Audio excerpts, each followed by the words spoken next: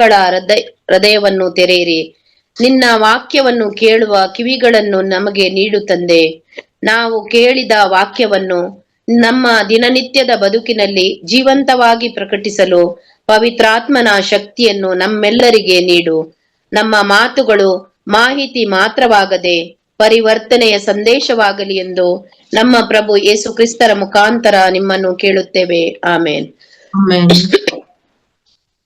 ನಾವು ಇಂದು ಬದುಕುತ್ತಿರುವ ಕಾಲದಲ್ಲಿ ಮಾಹಿತಿ ಎಲ್ಲೆಲ್ಲೂ ಇದೆ. ಆದರೆ ದೇವರ ವಾಕ್ಯ ಕೇಳಿಸಿಕೊಳ್ಳುತ್ತಿದೆಯೇ? ಅದು ಹೃದಯವನ್ನು ತಾಕುತ್ತಿದೆಯೇ? ಅದು ನಮ್ಮ ಜೀವನವನ್ನು ಬದಲಾಯಿಸುತ್ತಿದೆಯೇ ಎಂಬುದು ಯೋಚಿಸಬೇಕಾದ ವಿಷಯ. ಇಲ್ಲಿ ಈಗ ನಾವು ದೇವರ ವಾಕ್ಯವನ್ನು ಹೇಗೆ ಪ್ರಕಟಿಸಬಹುದು ಎಂದು ನೋಡೋಣ. ಮೊದಲು ಪ್ರವಾದಿಗಳು ಹೇಳುತ್ತಿದ್ದರು. ಸಂತ ಪೌಲನು ಹಿಬ್ರಿಯಗೆ ಬರೆದ ಪತ್ರ ಅಧ್ಯಾಯ 1 ವಾಕ್ಯ 1 ಮತ್ತು 2ರಲ್ಲಿ ಹೇಳುತ್ತಾರೆ, ಹಿಂದೆ ದೇವರು ಪ್ರವಾದಿಗಳ ಮೂಲಕ ಮಾತನಾಡಿದರು, ಇಂದಿನ ದಿನಗಳಲ್ಲಿ ಪುತ್ರನ ಮೂಲಕ ಮಾತನಾಡಿದ್ದಾರೆ. ಪ್ರವಾದಿಗಳು ಮಾತನಾಡಲು ತಾವೇ ನಿರ್ಧರಿಸಲಿಲ್ಲ. ಅವರು ಮೊದಲು ಕೇಳುವರು, ನಂತರ ಹೇಳುವರು. ಯೆಶಾಯನ ಗ್ರಂಥ ಅಧ್ಯಾಯ 55 ವಾಕ್ಯ 10 ಮತ್ತು 11ರಲ್ಲಿ ನಮಗೆ ಹೇಳುತ್ತಾರೆ, ನನ್ನ ಬಾಯಿಂದ ಹೊರಡುವ ವಾಕ್ಯ ವ್ಯರ್ಥವಾಗಿ ಮರಳಿ ಬರುವುದಿಲ್ಲ. ಯಾಕೆಂದರೆ ದೇವರ ವಾಕ್ಯ ಎಂದಿಗೂ ದುರ್ಬಲವಾಗಿಲ್ಲ. ಆದರೆ ನಾವು ಅದನ್ನು ಹೇಳುವ ವಿಧಾನದಲ್ಲಿ ದೌರ್ಬಲ್ಯವನ್ನು ತೋರಿಸುತ್ತೇವೆ. ಹಾಗಾದರೆ ಇಂದು ನಾವು ಪ್ರವಾದಿಗಳು ದೇವರ ವಾಕ್ಯವನ್ನು ಸಾರಲು ಯಾವ ವಿಧಾನವನ್ನು ಅನುಸರಿಸಿದರು ಎಂಬುದನ್ನು ನೋಡೋಣ. 1ನೇ ವಿಧಾನ, ಮಾತನಾಡುವ ದೇವರು. ನಮ್ಮ ದೇವರು ಮೌನವಾಗಿರುವ ದೇವರಲ್ಲ, ಅವರು ಮಾತನಾಡುವ ದೇವರು. ಅವರು ಪ್ರವಾದಿಯನ್ನು ತಾಯಿಯ ಗರ್ಭದಿಂದಲೇ ಆರಿಸಿ ಅವರನ್ನು ಕರೆದು ಅವರಲ್ಲಿ ಮಾತನಾಡುತ್ತಾರೆ. ಉದಾಹರಣೆಗೆ ಯೆರೆಮೀಯ 1 ವಾಕ್ಯ 4, ಯೆಹೋವನ ವಾಕ್ಯವು ನನಗೆ ಬಂದಿತು. ಹಾಗೆಯೇ ನಾವು ಪ್ರಾರ್ಥನೆ ಮಾಡುವಾಗ ಅಥವಾ ಬೈಬಲ್ ಓದುವಾಗ ದೇವರು ನಮ್ಮ ಹೃದಯದಲ್ಲಿ ಮಾತನಾಡಬಹುದು. 2ನೇ ವಿಧಾನ, ದಿವ್ಯ ವಾಕ್ಯದ ಧಾರಕ ಅಂದರೆ ಹೊತ್ತುಗಾರ, barriers of the word of God. ಪ್ರವಾದಿಗಳು ದೇವರ ವಾಕ್ಯವನ್ನು ಹೊತ್ತುಕೊಂಡು ಜನರಿಗೆ, ಅರಸರಿಗೆ ಅದನ್ನು ತಲುಪಿಸುತ್ತಿದ್ದರು. ಯೆರೆಮೀಯ 18:18 ಪ್ರವಾದಿಯಿಂದ ವಾಕ್ಯ ನಾಶವಾಗುವುದಿಲ್ಲ ಎಂಬುದು. ಯೆರೆಮೀಯ 37 ಮತ್ತೆ 17ರಲ್ಲಿ ಯೆಹೋವನಿಂದ ಯಾವುದಾದರೂ ವಾಕ್ಯವಿದೆಯೇ ಎಂದು ಅರಸ ಚಿದ್ಕೀಯನು ಯೆರೆಮೀಯ ಪ್ರವಾದಿಯನ್ನು ಗುಟ್ಟಾಗಿ ವಿಚಾರಿಸಿದನು ಎಂದು ಹೇಳಲಾಗುತ್ತಿದೆ. ಉದಾಹರಣೆಗೆ ಒಂದು ಪತ್ರವನ್ನು ತಲುಪಿಸುವ ದೂತನಂತೆ ಪ್ರವಾದಿ ದೇವರ ಸಂದೇಶವನ್ನು ತಲುಪಿಸುತ್ತಾನೆ. 3ನೇ ವಿಧಾನ, ದಬಾರ್ ಕ್ಷಣ ಎಂದು, ಅಂದರೆ ವಾಕ್ಯ ಘಟನೆ ಆಗುವ ಕ್ಷಣ. ಜೀವಂತ ವಾಕ್ಯ, ಅದು ಕೇವಲ ಶಬ್ದವಲ್ಲ. ಉದಾಹರಣೆಗೆ ದೇವರು ಹೇಳಿದರು ಬೆಳಕು ಆಗಲಿ, ಹಾಗೆಯೇ ಬೆಳಕು ಆಯಿತು. ಇಸಾಕಿಯಲ್ ಪ್ರವಾದಿ ಎಲುಬುಗಳಲ್ಲಿ ಮಾತನಾಡಿದನು, ಎಲುಬುಗಳೇ ಕರ್ತನ ವಾಕ್ಯವನ್ನು ಕೇಳಿರಿ ಎಂದು ಹೇಳಿ dead bones were become the living army. ಪ್ರವಾದಿಗಳು ವಾಕ್ಯವನ್ನು ಹೇಗೆ ಪಡೆಯದರು ಎಂದು ಕೇಳೋಣ. 1, ದಿವ್ಯ ಸಭೆಯ ಮುಖಾಂತರ. ಯೆರೆಮೀಯ 23:22 ಈ ವಾಕ್ಯದಲ್ಲಿ ನಮಗೆ ಹೇಳುತ್ತಾರೆ, ಇವರು ಆಲೋಚನಾ ಸಭೆಯಲ್ಲಿ ಅಂದರೆ ದಿವ್ಯ ಸಭೆಯಲ್ಲಿ ಹಾಜರಿದ್ದಿದ್ದರೆ ನನ್ನ ವಾಕ್ಯಗಳನ್ನು ನನ್ನ ಜನರ ಕಿವಿಗೆ ಮುಟ್ಟಿಸುತ್ತಿದ್ದರು. ಅಂದರೆ ಪ್ರವಾದಿಗಳು ದೇವರ ದಿವ್ಯ ಸಭೆಯಲ್ಲಿ ಹಾಜರಿರುತ್ತಿದ್ದರು. ಹಾಗೆಯೇ 1 ರಾಜರು 22:19ರಲ್ಲಿ ಮಿಕಾಯನು ನಮಗೆ ಹೇಳುತ್ತಾನೆ, ನಾನು ಕರ್ತನನ್ನು ಸಿಂಹಾಸನದಲ್ಲಿ ಕುಳಿತಿರುವುದನ್ನು ನೋಡಿದೆ. ಹಾಗೆಯೇ ದರ್ಶನ ಮುಖಾಂತರವು ವಾಕ್ಯ ಬರುತ್ತಿತ್ತು. ಯೆಶಾಯ 6:1 ವಾಕ್ಯದಲ್ಲಿ ಅರಸ ಉಜ್ಜಿಯನ ಕಾಲವಾದ ವರ್ಷದಲ್ಲಿ ನನಗೆ ಸರ್ವೇಶ್ವರ ಸ್ವಾಮಿಯಿಂದ ದರ್ಶನವಾಯಿತೆಂಬುದು ಹೇಳಲಾಗುತ್ತಿದೆ. ಆಮೇಲೆ ದೇವರು ಅವನಿಗೆ ಹೇಳಿದರು, ನೀನು ಹೋಗಿ ಜನರಿಗೆ ತಿಳಿಸು. ಇನ್ನೊಂದು ವಾಕ್ಯ ಪ್ರವಾದಿಗಳಿಗೆ ಸಿಗುವ ವಿಧಾನ ಒಳಗಿನ ಆಲಾಪನೆ. ದೇವರು ಮನಸ್ಸಿನೊಳಗೆ ಮೃದುವಾಗಿ ಮಾತನಾಡುವುದು. ಉದಾಹರಣೆ ರಾಜರು 19:11-12ರಲ್ಲಿ ಏಲಿಯನಿಗೆ ದೇವರು ಗಾಳಿ, ಭೂಕಂಪ, ಬೆಂಕಿಯಲ್ಲಿ ಅಲ್ಲ, ಆದರೆ ಮೃದುವಾದ ಸಣ್ಣ ಧ್ವನಿಯಲ್ಲಿ ಮಾತನಾಡಿದರು. ಇನ್ನೊಂದು ವಿಧಾನ ತಕ್ಷಣದ ಪ್ರೇರಣೆ. ಯೆಶಾಯ 7:10-14ರಲ್ಲಿ ನಮಗೆ ತಿಳಿಸುವುದು, ದೇವರು ಕೊಟ್ಟ ಗುರುತನ್ನು ಆಹಾಜನಿಗೆ ಹೇಳುತ್ತಾನೆ, ಕನ್ಯೆಯೊಬ್ಬಳು ಗರ್ಭ ತಳೆದು ಪುತ್ರನೊಬ್ಬನನ್ನು ಪ್ರಸವಿಸುವಳು, ಇಮ್ಯಾನ್ಯುಯಲ್ ಎಂದು ಆತನಿಗೆ ಹೆಸರಿಡುವಳು. ಈ 4 ವಿಧಾನದಿಂದ ಪ್ರವಾದಿಗಳಿಗೆ ವಾಕ್ಯವು ದೊರೆಯುತ್ತಿತ್ತು. ಆ ವಾಕ್ಯವನ್ನು ಜನರಿಗೆ ಪ್ರವಾದಿಗಳು ತಲುಪಿಸುತ್ತಿದ್ದರು.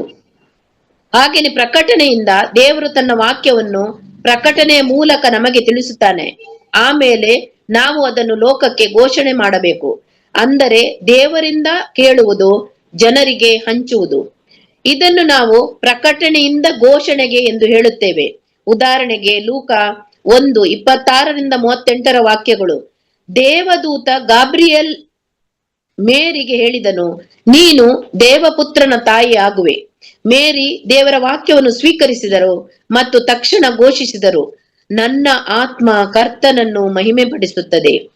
ಹಾಗೆಯೇ ಲೂಕ 2:8-20 ದೂತರು ಯೇಸುವಿನ ಜನನವನ್ನು ಪ್ರಕಟಿಸಿದರು. ಅವರು ಕೇಳಿದ ಸಂಗತಿಯನ್ನು ಎಲ್ಲರಿಗೂ ತಿಳಿಸಿದರು. ಪವಿತ್ರಾತ್ಮನ ಪ್ರೇರಣೆಯಿಂದ ಪೇತ್ರನು ಧೈರ್ಯವಾಗಿ ಉಪದೇಶಿಸಿದನು ಮತ್ತು ಸಾವಿರಾರು ಜನರು ನಂಬಿದರು. ಪ್ರಕಟಣೆ ನಮ್ಮ ಹೃದಯದಲ್ಲಿ, ಘೋಷಣೆ ನಮ್ಮ ಜೀವನದಲ್ಲಿ ಆಗಿರಬೇಕು. ಭಾರತದಲ್ಲಿ ದೇವರ ವಾಕ್ಯವನ್ನು ಹೇಗೆ ಹರಡಬೇಕು? ಸುವಾರ್ತೆಯನ್ನು ಹರಡುವುದು ಎಂದರೆ ಕೇವಲ ಮಾತಿನಿಂದ ಬೋಧಿಸುವುದಲ್ಲ, ಜನರ ದಿನನಿತ್ಯದ ಜೀವನಕ್ಕೆ ಹತ್ತಿರವಾಗಿ ದೇವರ ಪ್ರೀತಿಯನ್ನು ತಲುಪಿಸಬೇಕು. ಪ್ರೀತಿ ಮತ್ತು ಸೇವೆಯ ಮೂಲಕ. ಮತ್ತಾಯ 5:16 ನಿಮ್ಮ ಬೆಳಕು ಜನರ ಮುಂದೆ ಪ್ರಕಾಶಿಸಲಿ ಎಂದು ಹೇಳುತ್ತದೆ. ಬಳಿಗೆ ಕಾಳಜಿ, ದುಃಖಿತರಿಗೆ ಜೊತೆ ನಿಲ್ಲುವುದು. ಇದರ ಮೂಲಕ ನಾವು ದೇವರ ವಾಕ್ಯವನ್ನು ಸಾರಬಹುದು. ಜನರು ಮೊದಲು ಕೇಳುವುದಕ್ಕಿಂತ ನಮ್ಮ ಜೀವನವನ್ನು ನೋಡುತ್ತಾರೆ.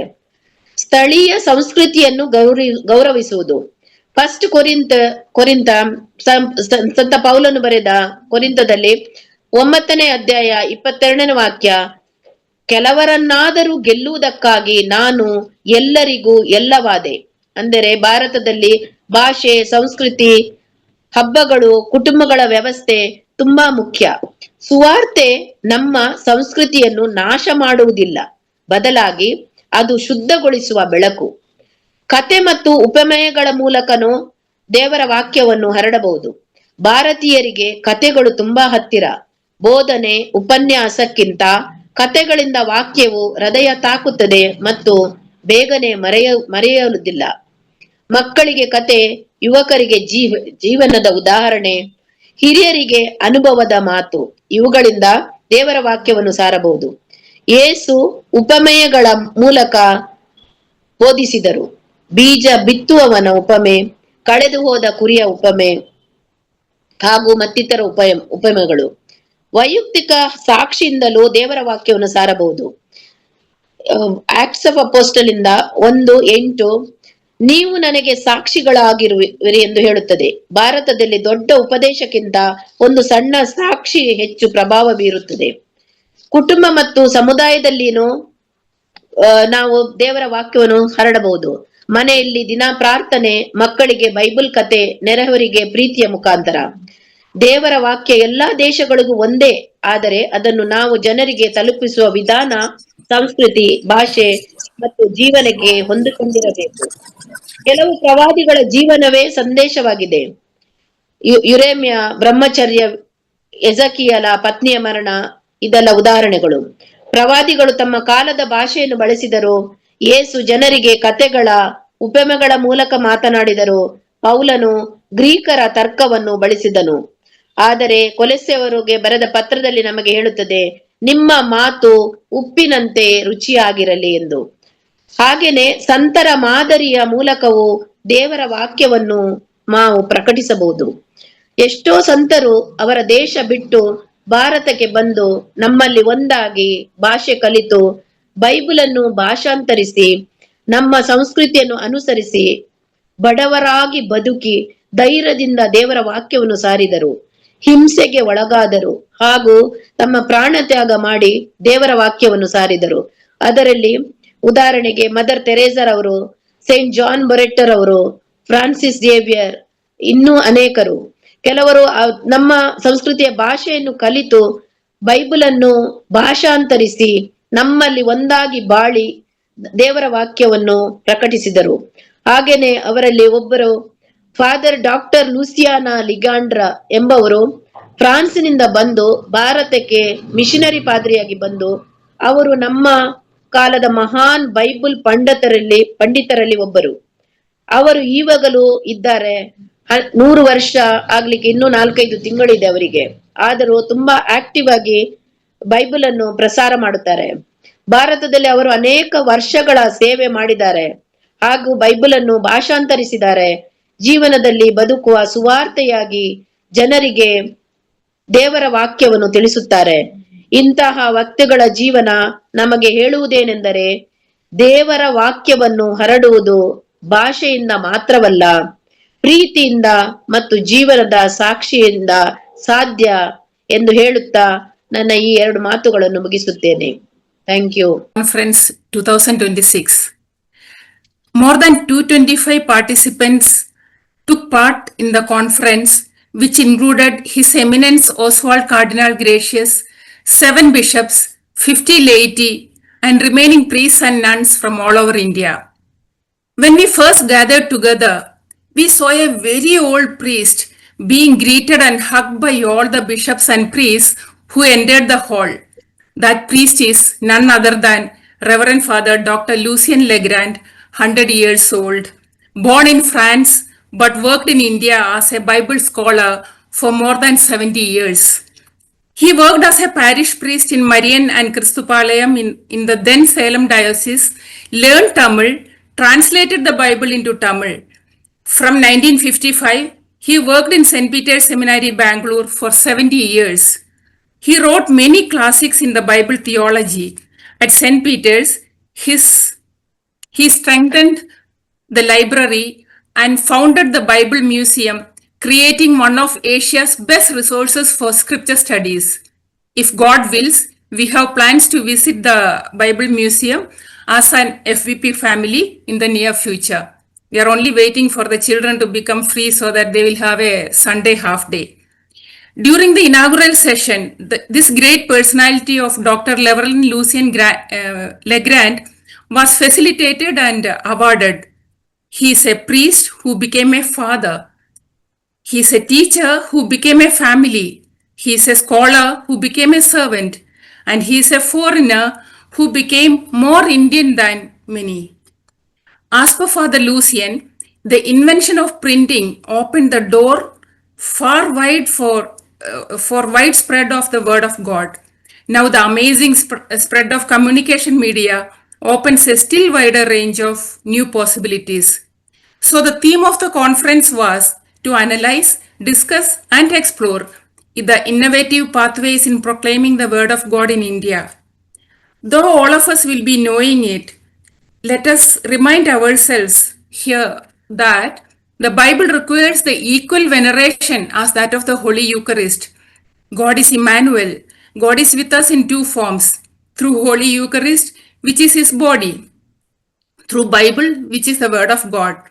Pope Francis invites us to be bold and creative in spreading the word by rethinking the goals, structures, style and methods of evangelization, abandoning the careless avoidance saying, hey, we have done it like this all the time. In the Old Testament, word of God used to come through prophets. They had a private hearing from God. Example, Zedekiah asking Jeremiah, is there any word from the Lord? Jeremiah 37:17. When Elijah restored her son's life, the widow of Zarephath declared, now I know that you are a man of God and that the word of the Lord in your mouth is true. Truth. 1 Kings 17:24.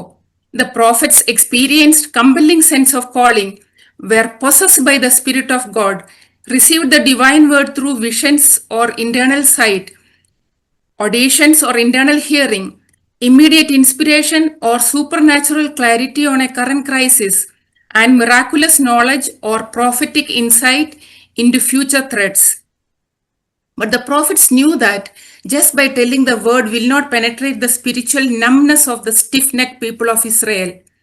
So prophets deployed diverse communication methods such as talking to the kings in private, that is personal interview, we know, between Samuel and Saul, Nathan and David, Elijah to Ahab, Isaiah to Ahaz, etc.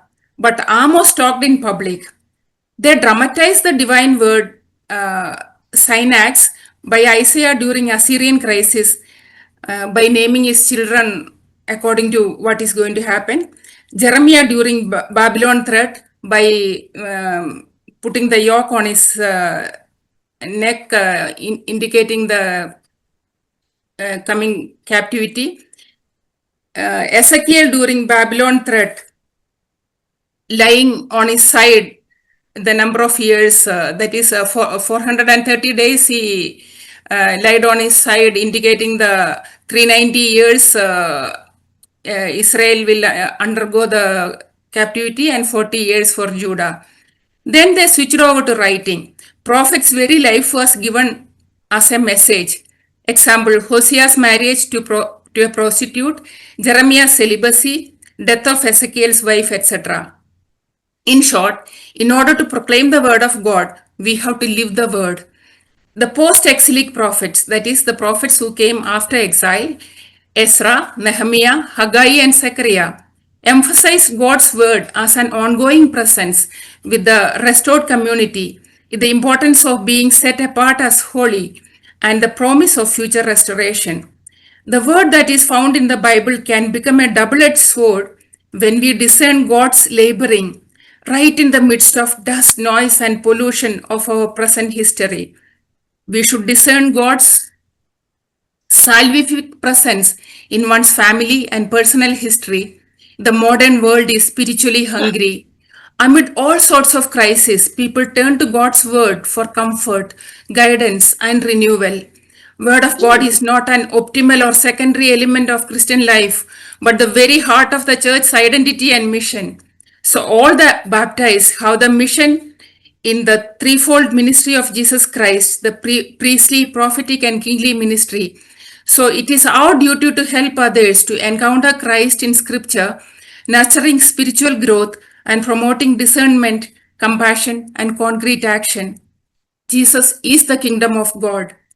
Jesus is the Word incarnate. His proclamation was personal. He was talking directly with authority. Jesus was the message, and Jesus is the message.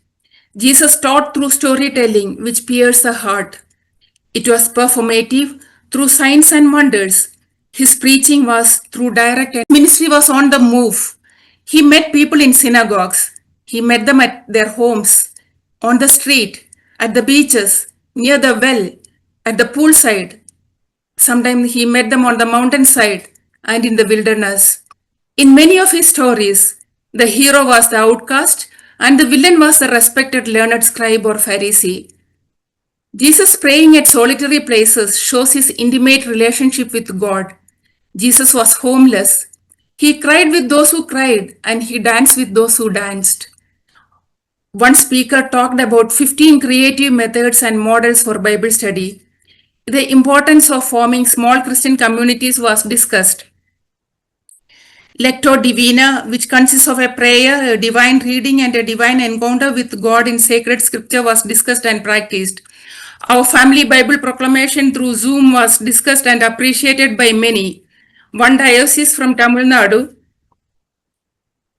has requested Madam Premalata for assistance to implement the same in their diocese.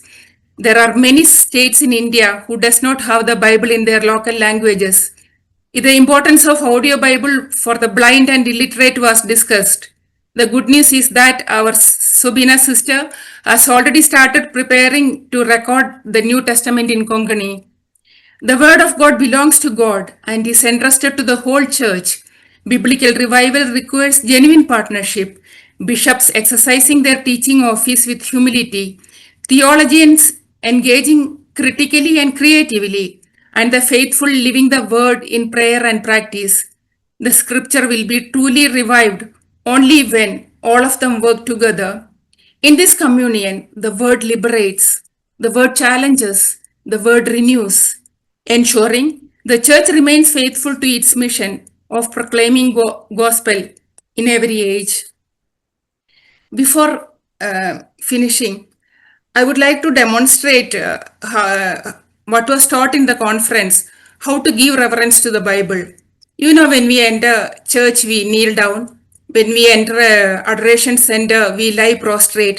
Like that, when we finish reading the Bible, here's the Bible. When we finish reading the Bible, just so that it consecrates it sanctifies our whole being. Thank you. Thank you, Sylvie ma'am, for that wonderful message. வணக்கம் அன்புக்குரியவர்களே. So நான் இன்று உங்களோடு பகிர்ந்து கொள்ள விரும்புவது என்னவென்றால், பூனேவில் நடந்த தேசிய பைபிள் மாநாடு. அங்கே பலர் கூடியிருந்தார்கள். 3 நாட்கள் இது நடைபெற்றது. CCBI, NBCLC இப்படிப்பட்ட அமைப்புகள், ஒரு கர்தினால்மார், 7 ஆயர்கள், பல குருக்கள், மாணவர்கள், கன்னியர்கள் மற்றும் பொதுநிலையர்கள் அனைவரும் அங்கே கூடியிருந்தார்கள். அது ஒரு நல்ல அனுபவமாக இருந்தது. அதன் சுருக்கத்தை தான் உங்களோடு இன்று பகிர்ந்து கொள்ள விரும்புகிறேன். அங்க நடந்த கலந்துரையாடல், அதன் சுருக்கத்தை உங்களோடு பகிர்ந்து கொள்ள விரும்புகிறேன். இறைப்பணி என்றால் என்ன? வெறும் போதிப்பதும் கற்பிப்பதும் மட்டும் தானா? இல்லை, இறைப்பணி பல விதங்களில் இருக்கின்றது. அன்னை தெரேசா பார்த்தால் அது சேவை வழியாக அதை செய்தார். குழந்தை தெரேசாமால் பார்த்தால் அது ஜபங்கள் வழியாக அதை செய்தார். டொன்போஸ்கோ பார்த்தால் அதை கல்வி பகிரும் வழியாக செய்தார். இப்படி ஒவ்வொருவரும் ஒவ்வொரு விதத்தில் இந்த இறை பணியை செய்திருக்கிறார்கள். விவிலிய பின்னணியில் அது எப்படி இருந்திருக்கிறது என்று பார்த்தால், அபிரகாம் அவரைத்தான் முதல் துறவி என்று கூறுவார்கள். ஏனென்றால் அவர்தான் ஆண்டவரின் சொல்லை கேட்டு நாடு விட்டு நாடு சென்று ஆண்டவரின் வார்த்தையை தமது வாழ்க்கையின் வழியாக பகிர்ந்து கொண்டார். சோ அவரை முதல் துறவி என்று அழைப்பார். அவருக்கு பின் மோசே வந்தார். அவர் ஆண்டவரின் மக்களின் விடுதலைக்காக அவர் உழைத்தார். பின் நீதி தலைவர்கள், யோசுவாக்கு பின் நீதி தலைவர்கள் வந்தார். அவர்கள் எல்லாமே அவரவர் காலகட்டத்தில் ஆண்டவர் அவருக்கு பணித்தவாறு அவர் செய்தார். அதையெல்லாம் முடித்த பிறகு வந்தவர்கள் தான் இறைவாக்கினர்கள். இவர் கடவுளின் தூதுவர்களாக, அவரின் செய்தி எடுத்து செல்பவர்களாக இருந்தார்கள். கடவுளின் செய்தி அவர்களுக்கு பல விதங்களில் அளிக்கப்பட்டது. அது கனவுகள் வழியாக, காட்சிகள் வழியாக, அவருக்குள்ள பேசுகிற ஒரு வார்த்தை வழியாக, ஒரு குரல் வழியாகவும், அவர் வாழ்க்கையில் நடைபெறும் அந்த உண்மை நிகழ்வுகளாகவும் இருந்தது. சோ காட்சி வழியாக பார்த்தார். எசையாவன் அந்த தூயவர் தூயவர் என்று தூதர்கள் எல்லாம் பாடுவதை காட்சியாக கண்டார். எசேக்கியல் அந்த கோயிலில் ஆண்டவரின் மாட்சியை கண்டார். தானியல் பார்த்தால் கனவுகள் வழியாக அவர் ஆண்டவரின் செய்தியை எல்லாம் பெற்றுக்கொண்டிருந்தார். அப்படி எல்லா இறைவாக்கினர் புத்தகத்தில் பார்த்தால் அவர் கூறுவார்கள், ஆண்டவரின் வார்த்தை எனக்கு அருளப்பட்டது. அது எப்படி அருளப்பட்டது? அவருக்குள்ளார் ஆண்டவர் பேசியது, தூயாவின் வழியாக பேசியது, அந்த குரல் வழியாக. இந்த உண்மை நிகழ்வு என்றால், ஒரு எடுத்துக்காட்டுக்கு ஒசேயா இறைவாக்கினரிடம் ஆண்டவர் பார்ப்பார், அவருடைய மனைவி தவறான வாழ்க்கை நடத்தி கொண்டிருப்பார், அவரை போல் மீண்டுமாக மணந்து கொள் என்று கூறுவார். ஆண்டவர் அதை சொல்லிவிட்டு சொல்வார், இப்படித்தான் இஸ்ரேல் மக்கள் கூட எனக்கு எதிராக வேற்று தெய்வங்களை வணங்கி கொண்டு விபச்சாரம் செய்கிறார்கள், ஆனால் நான் அவரை மீண்டுமாக அன்பு செய்வேன் என்று. இப்படி பல விதங்களில் அவர்களுக்கு அந்த செய்திகள் அருளப்பட்டது. அந்த இறைவாக்கினர்களை 2ஆக பிரித்தால், ப்ரீ எக்ஸிலிக் ப்ராஃபெட்ஸ், அதாவது நாடு கடத்தலுக்கு முன்பதாக தோன்றப்பட்ட இறைவாக்கினர்கள், குறிப்பாக எரேமியாவை கூறலாம். அவர்களது பணி எப்படி இருந்தது என்றால், எச்சரிக்கும் பணி, கண்டிக்கும் பணி, கடிந்து கொள்ளும் பணி. அவர்களுக்கு ஆண்டவர் இப்படி கூறுகிறார், நீங்கள் இப்படி பாவம் செய்து கொண்டிருந்தால், அநீதியில் இருந்தால் அழிந்து விடுவீர்கள், நாடு கடத்தப்படுவீர்கள் என்று எச்சரிக்கும் பணியாக அவர்களது பணி இருந்தது. அவர் சொல்லை கேட்காதவாறு அவர்கள் அந்த நாடு கடத்தப்பட்டார். அப்படியே அது நடந்தது. போஸ்ட் எக்ஸிலிக் ப்ராஃபெட் என்று கூறுவார்கள். அவர் யார் என்றால், நாடு கடத்தலுக்கு பிறகு வந்தவர்கள். அவர்கள் குறிப்பாக எசேயா, ஜெக்கரியா, தானியல், ஹாகாய், இவர்களின் பணி எப்படியாக இருந்தது? தேற்றும் பணியாக இருந்தது. அவர்களுக்கு ஒரு தேற்றும் செய்தியை அளிக்குமாறு, கவலைப்படாதீர்கள், ஆண்டவர் நமது சொந்த நாட்டுக்கு நம்மை அழைத்து செல்வார், மீண்டுமாக ஒரு புதிய வாழ்வை அளிப்பார், மெசியா என்ற ஒருவர் வருவார், கடைசியில் ஆண்டவர் நமக்கு விண்ணகத்தை தருவார், இப்படி ஆண்டவரின் ராஜ்யம் வரும் நமக்கு இப்படிப்பட்ட செய்திகள் கூறுவாரு. இந்த நாடு கடத்தல் பிறகு வந்த இறைவாக்கினர் பணி அப்படி இருந்தது. இதெல்லாம் முடிந்த பிறகு கடைசி இறைவாக்கினராக திருமுழுக்கு யோவான் வந்து இயேசுவுக்கு தமது வழியை தயாரித்து விட்டு போனார். அதற்கு பின் இயேசு வந்தார். அவரின் பணி எப்படி இருந்தது என்று ஒரு வசனத்தில் சொல்ல வேண்டும் என்றால், திருத்தூதர் பணி 10:38 இவ்வாறு கூறுகிறது: கடவுள் நாசரேத்து இயேசுவின் மேல் தூய ஆவியாரின் வல்லமையை பொழிந்ததினால் கடவுள் அவரோடு இருந்ததால் அலகையின் கொடுமைக்கு உட்பட்டிருந்த அனைவரையும் அவர் விடுவித்து எங்கும் நன்மை செய்து கொண்டே சென்றார். இது கொர்நேலியு இல்லத்தில் பேதுரு ஆற்றிய உரையில் வரும். சோ அவர் எங்கு சென்றாலும் நன்மையை செய்து கொண்டே போனார். நோயாளிகளை குணமளித்தார், இறந்தவர்களை உயிர்ப்பித்தார், பாவத்தின் பிடியில் இருந்தவர்களை விடுவித்தார், பேய்கள் சிக்கொண்டு கவலைப்பட்டு கொண்டிருக்கிற அவர்களுக்கும் விடுதலை அளித்தார், மற்றும் அப்போஸ்தலர்களை பணித்தார், அவர்களுக்கு பயிற்றுவித்தார், அவர்களுக்கு வார்த்தையை எங்கும் எடுத்து சொல்ல பணித்தார். எல்லாத்தையும் முடித்துவிட்டு கடைசியாக தனது உயிரையும் அளித்து அவர் மக்களுக்கு நமக்கு மீட்பு அளித்தார். சோ இது இயேசுவின் பணியாக இருந்தது. அவருக்கு அடுத்ததாக வந்தவர் தான் அப்போஸ்தலர்கள். அப்போஸ்தலர்கள் பலராக இருந்தாலும் நாம் அவரின் மடல்களோ எழுத்துக்களோ பார்த்தா ஒரு இருவர் நற்செய்தி எழுதியிருக்கிறார். யாக்கோபு, யோவான் மற்றும் பேதுரு போன்றவர்கள் சில மடல்கள் எழுதியிருக்கிறார். அவரை விட்டால் பாதிக்கும் மேலாக எழுதியிருப்பவர் நற்செய்தி புதிய ஏற்பாட்டில் என்று பார்த்தால் திருத்தூதர் பவுல் தான். அது மட்டும் இல்லாமல் அதிகமான பயணங்கள் மேற்கொண்டு பல இடங்களுக்கு சென்று திருச்சபை நிறுவியவரும் அவர்தான். அவரிடமிருந்து இந்த தலைப்பே, இந்த மாநாட்டின் தலைப்பே என்னவென்றால் creative pathways of proclaiming the word, அதாவது ஆண்டவரின் வார்த்தையை எடுத்து செல்ல கையாள வேண்டிய புதிய முறைகள், நவீன முறைகள் எப்படி இருக்கும் என்று அது திருத்தூதர் பவுலிடமிருந்து நாம் நன்றாக கற்றுக்கொள்ளலாம்.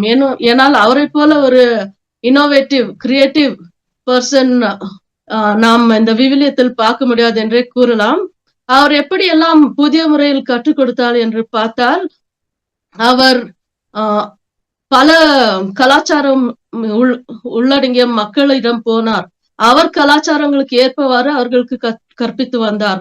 பார்த்தால் கிரீஸ் போறாங்க, அங்க ஒரு பலிபீடத்தின் மீது அறியாத தெய்வம் என்று எழுந்திருந்தால் அதை நீங்கள் அறியாத தெய்வத்தை உங்களுக்கு அறிவிக்க விரும்புகிறேன், இப்படி அவர் வழியாகவே போய் அவருக்கு கற்பிப்பது, அது அவருடைய ஒரு டெக்னிக்காக இருந்தது. யூதருக்கு மட்டும் அல்லாமல் புறவினத்தாருக்கும் அவர் நற்செய்தி அறிவித்தார்.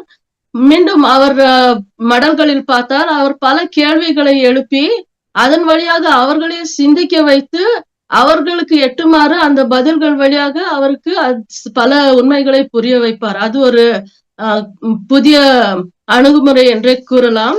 மற்றும் அவர் பல புதிய கிரியேட்டிவ் மெத்தட்ஸ், விசுவாசத்தினால் நீதிமான் ஆக்கப்படுதல், ஆவிக்குள் ஊறிய வாழ்க்கை, கிறிஸ்துவ ஒற்றுமை, கிறிஸ்துவுக்குள் பங்கேற்பு, இதெல்லாம் புதிய ஒரு ஃப்ரேசஸ், புதிய டெக்னிக்ஸாகவே இருந்தது. அவர் காலகட்டத்தில் அவர்தான் முதன்முறையாக இதெல்லாம் மக்களுக்கு அறிவித்தார். எல்லாரும் புரிந்து கொள்ளுமாறு எளிமையான வார்த்தைகள், எடுத்துக்காட்டுக்கு வாழ்க்கை என்னும் ஓட்டம், உடல் என்னும் கூடாரம், திருச்சபை என்னும் உடல், இப்படி ஒப்பிட்டு அவர்களுக்கு புரியுமாறு எளிமையாக கற்பிப்பார்.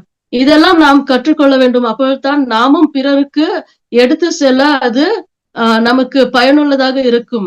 ஏன் இப்படிப்பட்ட இந்த மாதிரி புதிய வழிமுறைகள் தேவைப்படுகிறது என்றால், அந்த காலகட்டத்தின்படி இப்பொழுது யாருக்காவது ஒரு 15 நிமிஷத்துக்கு மேல பிரசங்கம் வச்சு உட்கார்ந்து இருக்க வைக்க முடியாது.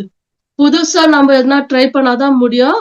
அதுவும் ஒவ்வொருத்தருக்கு ஏத்த மாதிரி. இப்ப சிறு பிள்ளைகளுக்கு அவர் மறைக்கல்விகளில் அந்த காலத்தை போல இல்ல, சில விளையாட்டுகள், கேம்ஸ், வீடியோஸ் இப்படியெல்லாம் காட்டினால்தான் அவருக்கு அது சென்றடைகிறது. அதே போல வாலிப மக்களுக்கு அவருக்கு ஏற்பவாறு சில புதிய முறைகள் அவருக்கு கற்றுக் கொடுக்கும் விதத்தில் இருந்தால் தான் அவருக்கு அது பிடிக்கிறது. இப்படி அவருக்கு ஏற்றவாறு நாமும் கற்பிக்க வேண்டியது இருக்குது. இந்த காலகட்டத்தில் நாம் பொதுநிலை ஆகிய நாம் இந்த பணியில் ஈடுபட வேண்டியது மிகவும் அவசியமாக இருக்கிறது. ஏனால் நாமும் திருமுழுக்கு பெற்ற ஒவ்வொருவரும் இந்த பணியில் ஈடுபட நாம் அழைக்க பெற்றிருக்கிறோம். வெறும் குருக்கள், கன்னியர்கள் இவர்கள் மட்டும் தான் செய்ய வேண்டும் என்பது இரண்டாம் வத்திக்கான் சங்கத்துக்கு முன்பாக இருந்த ஒரு குறுகிய கண்ணோட்டம். இன்று நம் அனைவருக்கும் இந்த ரெஸ்பான்சிபிலிட்டி இருக்கிறது என்பதை நாம் மறந்துவிடக் கூடாது. நாம் அது மட்டும் இல்லாமல் இந்த சோசியல் மீடியா, சமூக ஊடகங்கள் வழியாக நாம் இந்த நற்செய்தியை எடுத்து செல்லலாம். பல வீடியோக்கள் இடுவது வழியாக, பல இமேஜஸ் போடுவது வழியாக, எதுக்கும் யூஸ் பண்றோம். அதெல்லாம் ஏன் நல்ல காரியத்துக்கு யூஸ் பண்ணக்கூடாது? சோ நம்மளே ஏதாவது ஃபார்ம் பண்ணி நம்ம அதை ஸ்ப்ரெட் பண்றது வழியாக எவ்வளவு பேருக்கு அது போய் சென்றடையும். இன்னைக்கெல்லாம் அதை தான் பாக்குறாங்க எல்லாரும் பெரும்பாலும். அது மட்டும் இல்லாமல் ஏஐ, அதாவது செயற்கை ஞானம், இப்படிப்பட்ட கருவிகளை எல்லாம் பயன்படுத்தி ரொம்ப கண் கவரும் விதத்தில் பல வீடியோக்களை எல்லாம் பண்றாங்க. சோ இதெல்லாம் கூட வச்சு நம்ம அதுல சோசியல் மீடியால போட்டு பல வாலிபர்கள் எல்லாம் அதை தான் பாக்குறாங்க இந்த காலகட்டத்தில். கிராமப்புறங்களிலும் இந்த நற்செய்தியை எடுத்து செல்ல வேண்டிய கட்டாயம் இருக்கிறது. அங்க கூட கிராமப்புறங்கள், பழங்குடி மக்கள் இவர்களையும் போய் சேர வேண்டிய கட்டாயம் இருக்கிறது.